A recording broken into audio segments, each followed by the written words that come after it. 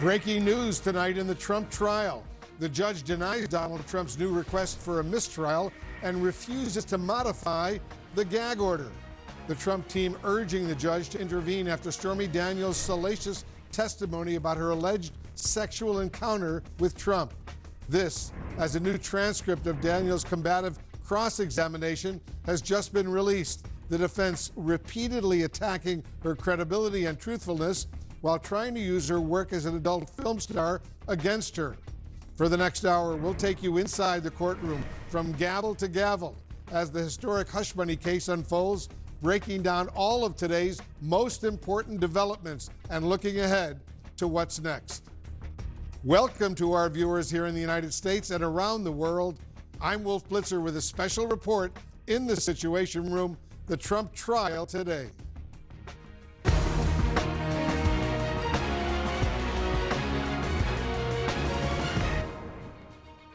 An eventful day of breaking news in the Trump trial, capped by the judge's back-to-back rulings just a short while ago, denying Trump's request for a mistrial and for a modification of his gag order.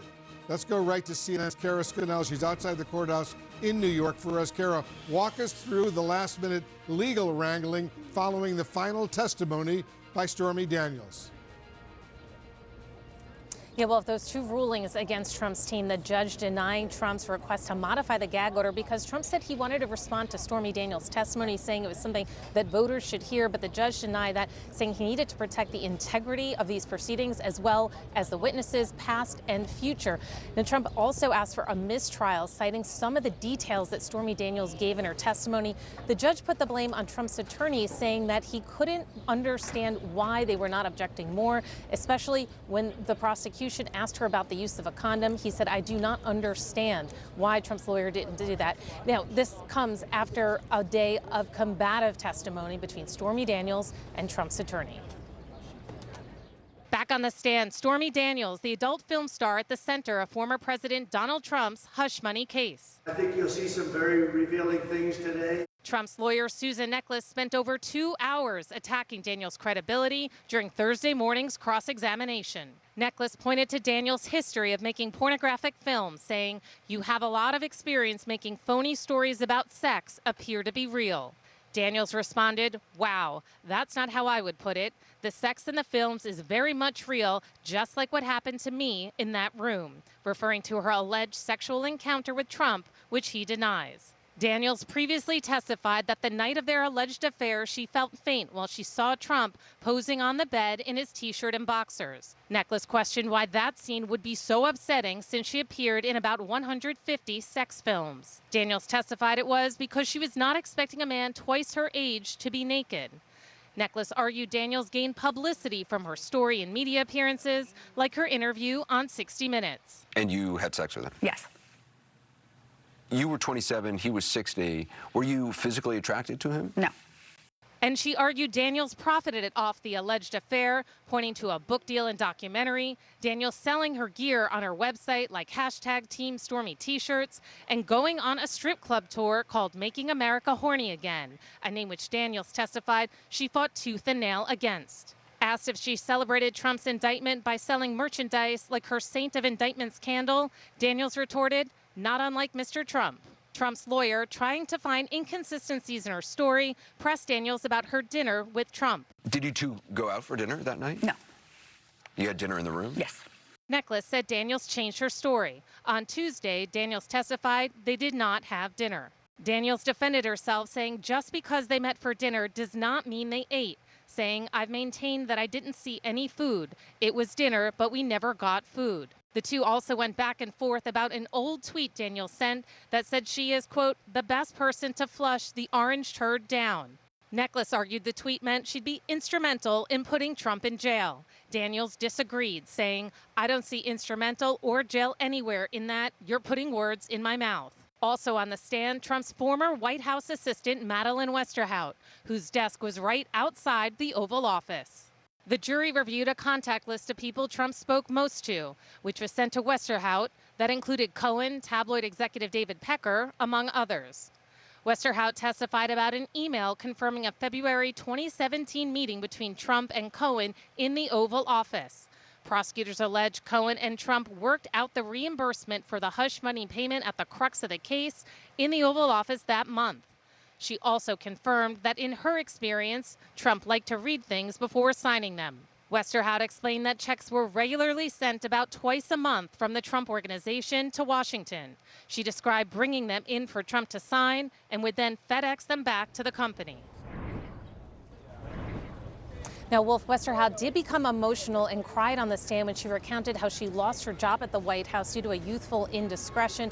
She said she wrote a book because she didn't think Donald Trump was being treated fairly.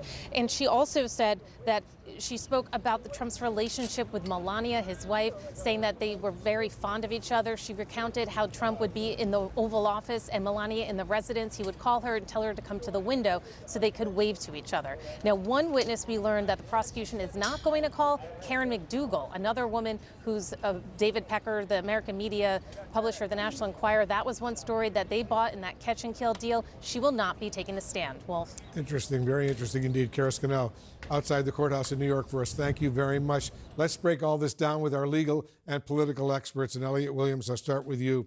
What's your reaction to the judge's decision to deny another long shot defense request for a mistrial? Again, a mistrial is an error that happens at trial that is so grave that it jeopardizes the defendant's ability to have a fair trial. It can happen in the form of testimony that should have never gotten in, or someone's behavior in trial that was so egregious.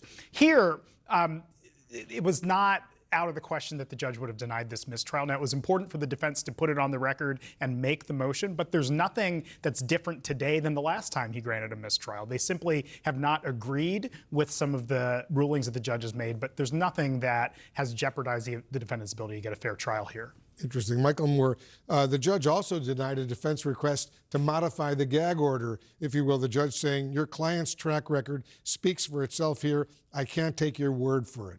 Yeah, no big surprise either that he didn't do that. And frankly, I think probably with the fact that the appellate court has sped up the briefing schedule on the gag order issue, it's a good ruling for the defense to have him come out and say, I'm not going to change it at all, because the argument they're making, and I think we'll make in their briefs, is that it's too broad, it's too vague. And so this request would have given the judge a chance to sort of clean up the order, and that might have given the appellate court enough confidence that they didn't need to do anything. But clearly, Trump has a track record of not following the gag order. That's not been good for him. But at the same time, now the appellate court will look at it and say, but did the judge go too far, in issuing the order in the first place? Was it just say, you can't even mention the word juror? Is that really what it says? And I think they may find that's too vague an order. Interesting point. Caitlin, this was another very combative day for the cross-examination by the Trump legal defense team. Right, a very intense questioning of Stormy Daniels by Susan Necheles, one of the defense lawyers for Donald Trump. Throughout the morning, there were a lot of moments where the defense team tried to point out Stormy Daniels may have changed her story a little bit from what the story she was telling in 2018 when this first came out to what she's testifying under oath about Donald Trump. So they're digging into all of these little tiny things, length of time that Stormy Daniels had talked about. If they ate dinner the night of this alleged sexual encounter with Donald Trump, one of those exchanges is about an article published in 2018 telling Stormy Daniels' story about this sexual encounter. And Susan Necheles says, okay, you claim that that's in the article, in the cold article. And Stormy Daniels says, I don't know what's in the cold article, but my story hasn't changed. The defense lawyer, you didn't say that then, did you? Stormy Daniels, I don't know. Susan Necheles, and in your story has changed, hasn't it? And Stormy Daniels says, no, not at all. You are trying to make me say that it changed, but it hasn't changed. Just a flavor of what this is like in the courtroom and what the jury has to think about as they're determining whether Stormy Daniels is credible. Good point. Let me follow up with Nia Malika Henderson. Do you think the tough cross-examination of Stormy Daniels today benefited the defense? No, I don't think it benefited the defense. I think it probably benefited Trump's ego, right? I mean, I think he came in today, we'd all heard that they were going to keep her on the stand and delve into to things and delve into details in some ways to try to damage her credibility, but I also think to try to turn her into sort of a nasty woman, right? Who would do and say anything, who didn't have any credibility, who would make things up, who was after money. But she essentially said, yes, I'm sort of all those things. And I think made the case for the prosecution that Donald Trump probably would want to shut this person up, who's very charismatic, very sort of relatable in so many ways in terms of the way she was parrying back and forth with the defense attorneys. And even I think what she was saying there, at some point she said during the testimony, I think on Tuesday,